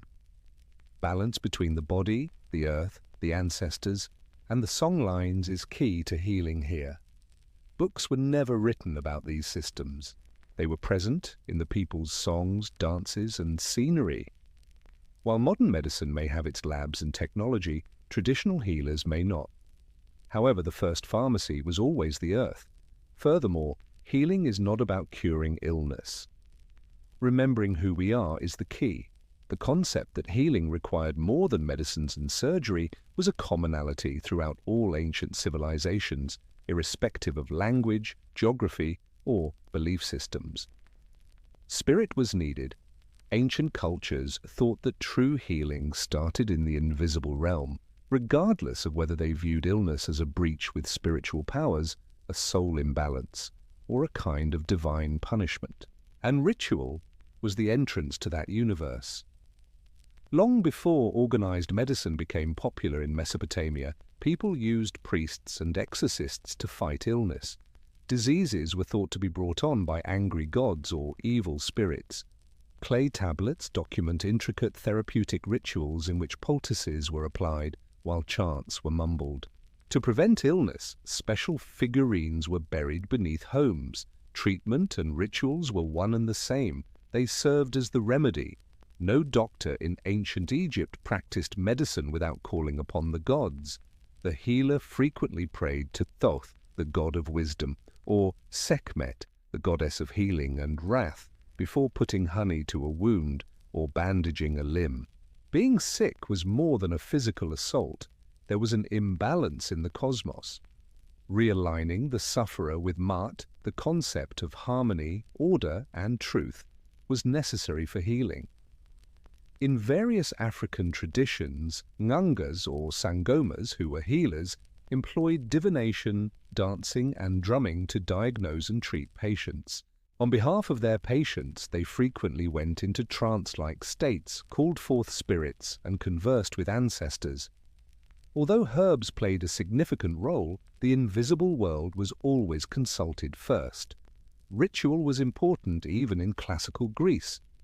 Patients participated in prayer, fasting, and purification rites in the Asclepios, hallowed healing temples. They lay under sculptures of Asclepios, the god of healing, each night in enkoi materia. Temple priests used their interpretations of these dreams to direct treatment. Superstition was not ritual, it was organized. It provided meaning to the illness, a language to the misery, and a form to suffering. People could turn chaos into control, loneliness into connection, and fear into optimism by performing symbolic deeds. Furthermore, it served as a reminder that they were not alone. Science is still researching the placebo effect, the strength of belief, and the therapeutic effects of purpose. The information was unnecessary to the ancients. They knew beforehand. Since not all wounds are visible and not all medication is composed of stuff, a word spoken with regard can occasionally heal more deeply than any blade. We frequently picture shaky hands, rudimentary instruments, and excruciating pain when we think of ancient surgery. However, the reality is much more remarkable and relatable. Surprisingly accurate surgery was performed throughout the ancient world. These early healers lacked antiseptics, X-rays, and anesthesia, but generations of observation, testing, and often harsh necessity had given them talent, bravery, and an extraordinary grasp of the body. More than 300 surgical techniques were described in the Sushruta Samhita, which was composed in India more than 2,000 years ago. Sushruta, the author, is regarded as the founder of surgery. He explained methods for fixing hernias, removing tumors, setting bones, and even doing plastic surgery to rebuild noses. His tools were various, sharp, and well organized: needles, probes, scalpels, and forceps, many of which are made of stone or iron. Sushruta placed a strong emphasis on cleanliness, surgical readiness, and the value of dissecting an object to learn anatomy. His surgical knowledge extended well beyond India, despite the fact that it was frequently restricted to animals, influencing Western and Islamic customs centuries later. Knowledge of surgery was combined with ritual in ancient Egypt. Procedures for bandaging wounds, tending to dislocated limbs, and draining abscesses are described in papyrus literature. Tombs have yielded tools such as bone saws, bronze knives, and cauterizing rods. In order to treat head injuries or relieve pressure, they even undertake trepanation, which involves making a hole in the skull. Remarkably, a lot of skulls have healing indications, indicating that the patient lived. Egypt was not alone in its trepanation. Hundreds of trepanned skulls, frequently from warriors injured in combat, have been found by researchers in pre-Columbian Peru. Surprisingly, some surgeries worked. Based on bone repair, more than 80% of patients survived in some areas. In addition to natural antiseptics, these early surgeons might have employed fermented maize beer or coca leaves to reduce pain. Galen studied wounded gladiators and dissected animals to develop medical skills in the Greco-Roman culture. His understanding of the circulatory system and nerve system established the groundwork for later anatomy. Roman military doctors used ligatures, clamps, and cautery to effectively treat wounds on the battlefield. Surgery was revered even though it was always risky. It was reserved for those who dared to hack into life itself in the hopes of turning suffering into health. Not that they were butchers. They used the blade as an artistic medium. Their legacy endures every time a scalpel is raised in healing rather than damage, despite the fact that their understanding was lacking. We now live in a world of genetic mapping, robotic surgery, and computerized diagnostics. We can deliver medicines across oceans with a tap and scan a body in a matter of seconds. Nevertheless, the echoes of the old world continue to reverberate in the silent corners of contemporary medicine. Indigenous smudging rites are performed in hospitals to honor patients' customs. Chinese herbal formulae can be found in pharmacy aisles, and Ayurveda can be found in yoga studios. As their Greco-Roman forebears did, medical students today take a version of the Hippocratic Oath which promises to do no harm. Precision equipment that may be traced back to Sushruta's iron tools are used in operating rooms. The foundations of integrative health, such as preventative medicine, mind-body connection, and holistic care, have their roots in the wisdom of ancient societies that viewed healing as a relationship rather than a work. Even contemporary science has fully recovered. The ancients' beliefs that stress, loneliness, and emotional trauma can impair immunity, interfere with sleep, and result in physical suffering are being supported by more and more research. Originally a spiritual practice, meditation is currently being researched for its impact on brain function. Anxiety is treated by forest bathing, which is based on indigenous and Shinto environmental rituals. Additionally, academics who earlier discounted the placebo effect, healing fueled by belief, continue to be perplexed by it. It's simple to dismiss traditional medicine as antiquated, based on superstitions, folklore, and crude conjecture. However, upon closer inspection, we see something significant, a perspective that viewed sickness as a disturbance in being, an indication that something, somewhere, was out of balance, rather than merely as a malfunctioning mechanism. And that concept is still important, because medicine is about more than just healing. It's about comfort, purpose, and being seen and understood. The ancients were naturally aware of this. They knew that healing was sacred regardless of whether they employed blades, leaves, needles, or chants. Perhaps the ancient world is not being abandoned as we go forward into the future of biotechnology, AI, and tailored medicine. Maybe we're going back to it, but with modern instruments and the same human heart. A heart that still yearns for wholeness, harmony, and spiritual as well as physical restoration. Like a tune that is only partially remembered, her name floats through history. Sappho, a poetess from the island of Lesbos, born in 630 BCE, whose lyrics, even in fragments, still reverberate with longing, and whose voice once moved listeners' hearts under starry skies. In contrast to the majestic warriors and monarchs of classical Greece, Sappho's glory stemmed from passion rather than conquering. The human soul was her realm, not the battlefield. She described joy and longing, beauty and anguish, love and jealousy. She encapsulated the ephemeral moments, a look, a flush, a shudder, in rhyme, preserving them like preserved flowers, delicate yet timeless. Her life is largely unknown. There are no diaries or photos. We have remnants, fragments of papyrus scrolls lost to time, quotes incorporated into other works and a few phrases preserved by ancient scholars. Nevertheless, these pieces are brilliant. She was dubbed the 10th Muse by the Greek philosopher Plato. She would be sought after by poets, translators, and dreamers centuries later, who would piece her life together like an incomplete song.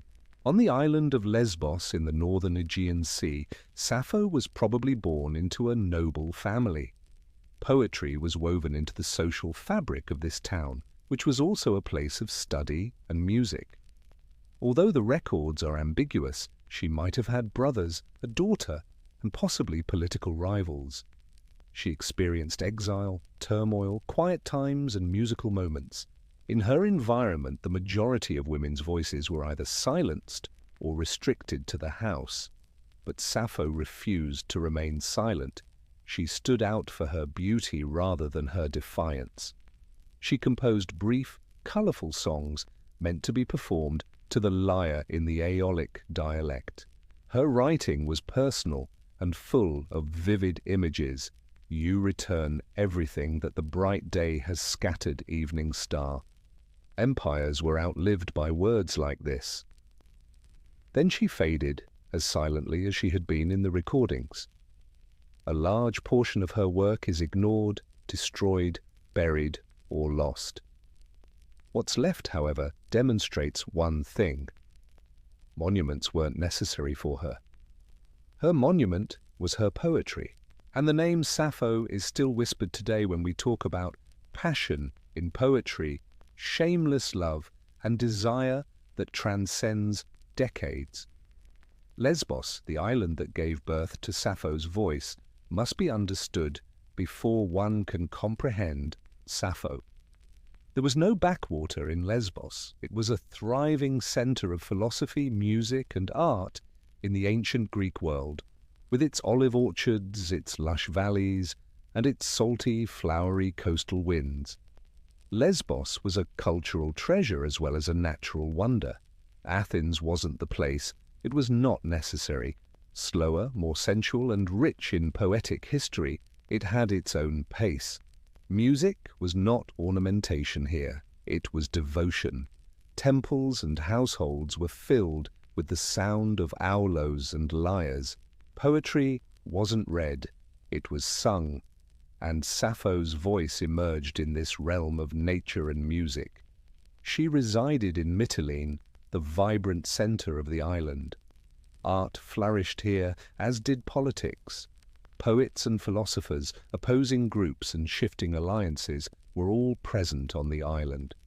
Amidst political turmoil, Sappho herself was once banished, possibly to Sicily. However, she was always drawn to Lesbos. Her muse was it. Lesbos was also a place where women lived together, which was uncommon in antiquity. Ritual, poetry, and music were taught to aristocratic girls. According to some academics, Sappho oversaw a sort of theazos, a group or institution where young ladies were taught the skills of dancing, lyric poetry, and devotion to the goddess Aphrodite. This was a creative, holy sisterhood rather than conventional schooling as we know it now. Emotional, intellectual, and possibly romantic ties were created here. Instead of writing to these women as impersonal muses, Sappho addressed them as actual people in her life. She called them by name, lamented their passing, praised their beauty, and openly declared her love for them. She writes, "I have not had one word from her," in one section. "Bring her back to me, please." Neither myth nor theatre are the source of these lines. They are from a world that has been lived. Women in a circle, infusing emotion into their song while singing by lamplight. Lesbos was the soil from which her truth sprouted, even though time would later skew her reputation by framing it with controversy or conjecture. It is a cultural birthplace of passion, craftsmanship, and gender expression rather than just a place on a map. Sappho was not limited to Lesbos. She became into Lesbos, its voice, its heart, its breath. Sappho wrote about the heart during a time when men filled scrolls with tales of conflicts and victories, and the great epics of Homer extolled gods and heroes. Her songs were not about conflict. She described a shaky hand, a timid look, and a voice that chilled her. One of the first poets in Western history to write in the first person, she did so not merely to recount events, but to express their emotions. And she experienced affection, desire, need, jealousy, and love. The most astounding thing is that she wrote about women, to women, and as a woman. A woman's voice was frequently restricted to the house or completely hushed in ancient Greece. Men belonged to the fields of philosophy, politics, literature, and public life. Sappho, however, entered those boundaries with rhythm rather than revolt. Her poetry made its own place rather than requiring it. In a private world, emotion was strength rather than weakness, and she took a drastic action in that area. She gave names to the women she cherished. They weren't reduced to symbols by her. She used more than just metaphors in her speech. She recalled the way they braided their hair, their perfume, and their laughter. In one passage, she talks about how it feels to see a loved one, that man who sits next to you, who hears your gorgeous voice, who sees your beautiful laughing, is on par with the gods. Yes, it quickens my heartbeat. Sappho is the spectator in this scene, listening to the lady she loves converse with someone else. Her jealousy is subtle, painful, and incredibly human. She conveys the entire weight of unrequited love in a few phrases which any listener, whether they were alive at the time or not, can relate to. The erotic was always present in her words, but never the vulgar. She described the softness of slumber, the curve of a neck, the way moonlight caressed flesh, and sensuality with the attention to detail of a painter. She did not distinguish between intimacy and attractiveness. They were one. Later centuries frequently misinterpreted or suppressed her as a result. Her queerness was attempted to be erased. Her sadness was mythologized by others as tragedy. However, that doesn't change the veracity of her voice. A woman who fearlessly, lyrically, and honestly wrote about love. Not theoretically, but as someone who has experienced it firsthand, honestly, and without regret. Sappho was not only a poet. She wrote soul-stirring songs. Silent reading was never intended for her verses. Poetry was alive and well in classical Greece. It was vibration, sound, and breath. The lyre, a little stringed instrument held in the lap and lightly plucked, was the instrument used to perform Sappho's brief and very personal lyric, which was carried by the voice like a sea breeze. The core of lyric poetry was this. It is also the origin of the word lyrical. It was not an epic poem. Long stories about gods and battle were not told. It was direct, personal, and emotional. When sung under fig trees or in candlelit chambers, the lyrics were a whisper, a confession, or a love letter. And its undeniable master was Sappho. Her poetry was written in the gentle, rhythmic, regional accent of Aeolic Greek. Like a sigh at the conclusion of a yearning thought, her chosen meter, now known as the Sapphic stanza, flowed with a certain beat, consisting of 3 long lines followed by a shorter, punchy one. Like the rising and falling of breath in a silent pause between speech, it was delicate and melodic. In the presence of women, students, friends, and possibly even priestesses, she would have performed these songs. These events, which may have been ceremonial or instructional in nature, were also places of liberation where song, emotion, and body were all present and not divided. Sappho taught others the craft of composition through these performances, resulting in the creation of a culture as well as poems. We can only speculate as to how it sounded, the gentle twang of strings, the distinct rising of her voice, and the silence of those who were listening to every word. Many of her poems began with inquiries or invocations, such as the beginning of a prayer or a discourse, rather than statements. O golden-throned Aphrodite, Come to me now and release me from harsh treatment. These were poems that addressed the gods on the outside and longing on the inside. Even still, they have a remarkably contemporary vibe. You could play music to them now and they would still evoke a genuine and unadulterated feeling. By transforming poetry into song, Sappho served as a reminder to the world that all emotions are musical, and that every heartbreak, thrilling touch, and quivering voice should have a tune. And decades later, hers is still reverberating. Dozens, if not hundreds, of lines of Sappho's poetry are lost for every one that remains. All that's left are shards of sound and emotion, lines torn from their original tunes, and pieces that float across time. Some are full stanzas, while others are just a single word, a whisper, a glimpse of desire, or a concluding idea without a start. Nevertheless, even these shattered fragments are alive, pulsing like embers in the ashes of a once bright thing. What caused so much to disappear? Deliberate devastation, conflict, and time. 9 volumes of Sappho's writings were previously arranged in the renowned Library of Alexandria. Throughout the classical world, these were probably copied and recited.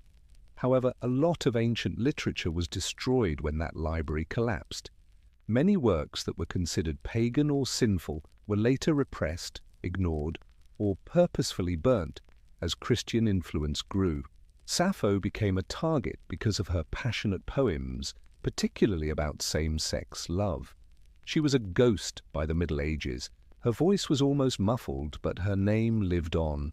Parts of her poetry only managed to survive extinction through citations from other writers that were preserved in grammars, commentaries, or philosophical writings. Rather than their emotional impact, these fragments were frequently cited for their vocabulary or style.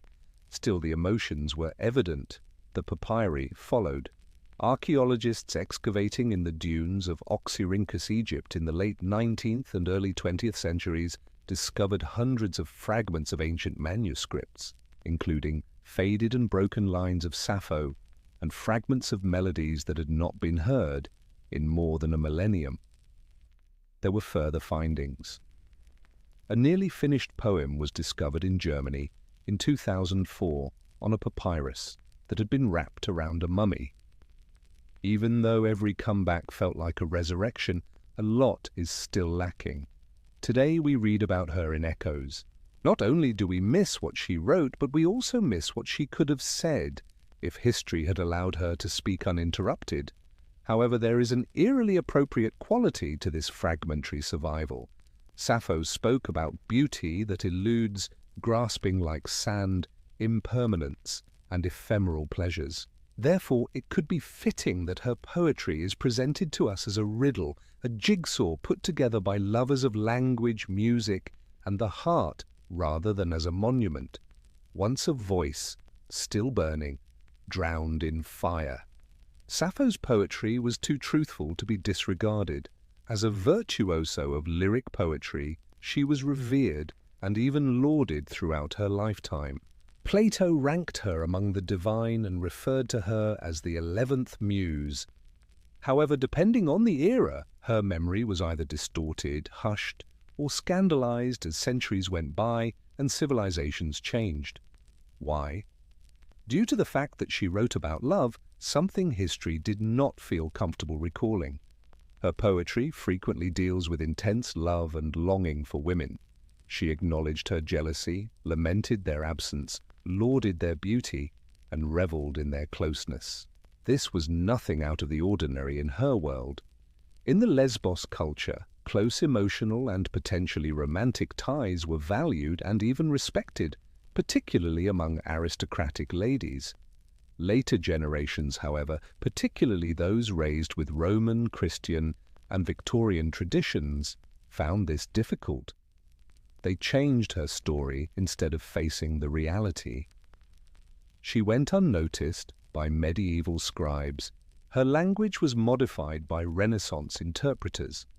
The myth that she jumped to her death from a cliff over the love of a ferryman named Phaon is one that does not occur in her real writing. but Victorians branded her a sad romantic who was crushed over a man. This made-up narrative was intended to erase her queerness, make her suffering more bearable, and normalize her wants. Her poetry was dismissed by some commentators as being only didactic or platonic. She continued despite being completely rejected by others as indecent. The name of Sappho endured despite the incident. Her legacy subtly evolved into a coded emblem for LGBT identification throughout the 19th century, when open mention of same-sex love was still frowned upon. Because of her name and her residence, the phrases sapphic and lesbian evolved to refer to passionate love between women. She unintentionally became a symbol of resistance and a lyrical forebear to others whose passions were suppressed. Debates continue to reverberate today. Who was she? An instructor? A romantic partner? A legend? A danger? Why we still fear her truth, however, may be a more pertinent question. Sappho didn't write in order to be classified. She expressed her feelings in her writing. She lived through verse, named beauty, and admitted longing. Her honesty, not her behavior, was what caused her scandal. She was brave enough to write want. History attempted to silence her for that reason. However, it was never able to. Aphrodite, the goddess of beauty, love, and unquenchable yearning, was the one celestial figure who loomed over Sappho's life and work. Aphrodite was more than a myth to Sappho. In times of passion and heartache, she was a confidant, a muse, and even a sort of companion. Not all of Sappho's most potent poetry is about love. These are invocations, arguments, and prayers to Aphrodite that were written in verse when the weight of desire became too much to bear. Sappho does more than only honor the goddess in ode to Aphrodite, her best-known poem still in existence. Like a friend who has heard this suffering before, she addresses her straight. If you have ever answered my voice before, come to me now. Release me from harsh treatment. Achieve everything my heart desires. This vulnerability and the expression of desire are not accompanied by shame or fear. It is never implied that Sappho's love is weak or wicked. Something sacred enough to summon a goddess down from the sky, it is divine. Aphrodite was more than romance in the ancient world. She was in charge of seduction, attraction, body chemistry, and the pain of separation. To summon her was to acknowledge that love could cause as much pain as it could joy. Sappho did a fantastic job of capturing the contradiction. Love wasn't idealized by her. She lived within its inconsistencies. She described its beauty and harshness, its sweetness and sting. Here, love isn't gentle, it's violent, elemental, something that tears through the self without asking permission, she writes in another poem. Sappho transformed longing into a myth by centering her emotional universe around Aphrodite. Her poetry made it difficult to distinguish between the supernatural and the human, between ordinary feeling and the might of the cosmos. By doing this, she contributed to the development of a literary tradition in which love was regarded as a kind of devotion rather than merely a theme. Aphrodite was not an intangible god to Sappho. She acted as a force that reflected back all of the beauty, complexities, and passion of the human heart. And the goddess of love hears and responds in each word of Sappho's poetry. Sappho's death is a myth-encased mystery, much like her poetry. Nobody knows the precise time of her death, her age, or even the location of her last years. According to some, she passed away quietly on Lesbos, surrounded by her favorite songs and the sea. Heartbroken by an unfulfilled love for the attractive ferryman Phaon, she jumped to her death from the white cliffs of Lefkada, according to tragic legends woven by others, particularly later Roman writers. However, that story has no historical support. Her love and suffering are reframed as a heterosexual tragedy by a male-dominated literary tradition, which feels more like a fiction. It made a lady who appreciated women's strong literary voice a victim of unrequited love for a man. Perhaps a tidy conclusion, but a phony one. The reality is deeper and easier to understand. As silently as she had appeared, Sappho vanished. Her art endured for generations after her passing. In the ancient Greek world, she was sung in plays, analyzed by philosophers, and quoted by playwrights. 9 books, a veritable goldmine of lyric poem, include her poetry. She was as famous as Homer for a while. However, history does not favor voices that question its conventions.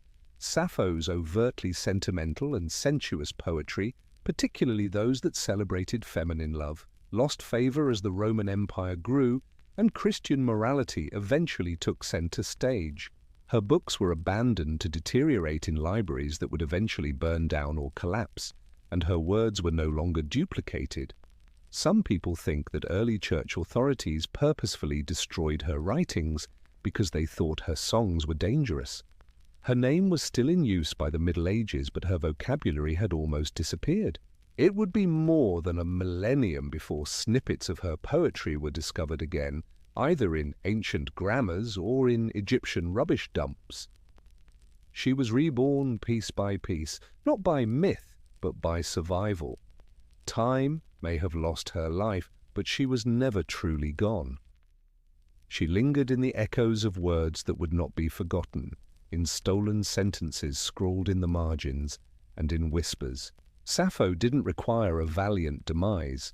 Her poems were already timeless, and we can still sense the shape of her spirit, unfinished, yearning but never really gone, in the spaces where her words had existed. Even if Sappho's life is obscured by shadows and her poetry is disorganized and lacking, her impact has remained constant. If anything, like a candle that flickers but won't go out, it has just gotten stronger. She has been rediscovered by people of all ages. Scholars marveled at her subtle mastery of emotion as they pored over her fragments during the Renaissance. Poets such as Shelley and Byron used her name during the Romantic era. As discussions about gender and identity started to resurface in the 19th and 20th centuries, Sappho came to represent queer tenacity, feminine creativity, and emotional liberty. The language itself bears her name. Sapphic is a term used to characterize romantic female love. A worldwide identity, the lesbian was taken from her birth island. These phrases are more than simply words. They are echoes of her existence and evidence that a voice may change our understanding of expression and love even after millennia. She still attracts musicians, authors, and artists. In the moonlight, painters have pictured her at the lyre. She has been translated numerous times by poets who always look for the heartbeat behind the words. She has been remade, appropriated, and revived by contemporary writers in plays, novels, and songs. And one thing is evident throughout it all. Sappho addresses a universal theme. The fact that her poetry are broken is irrelevant. The fuzzy nature of her biography is irrelevant. The feeling that burns behind the words is what counts. The shuddering delight of longing, the pain of being apart, beauty's sanctity. We all bear these emotions. She simply managed to sing them. Maybe that's how immortal she really is. The ability of a few words from more than 2,000 years ago to still cause someone to stop, take a deep breath, and feel less alone is more significant than marble sculptures or academic references. Poetry was never Sappho's only gift. It was there. She turned emotion into a work of art. She turned desire into a kind of reality. She evolved into more than just a poet as a result. She became a symbol for everyone who has ever loved in private, intensely, or against the grain. And Sappho will endure as long as language is used to mend broken human hearts. Not merely recalled, but also experienced.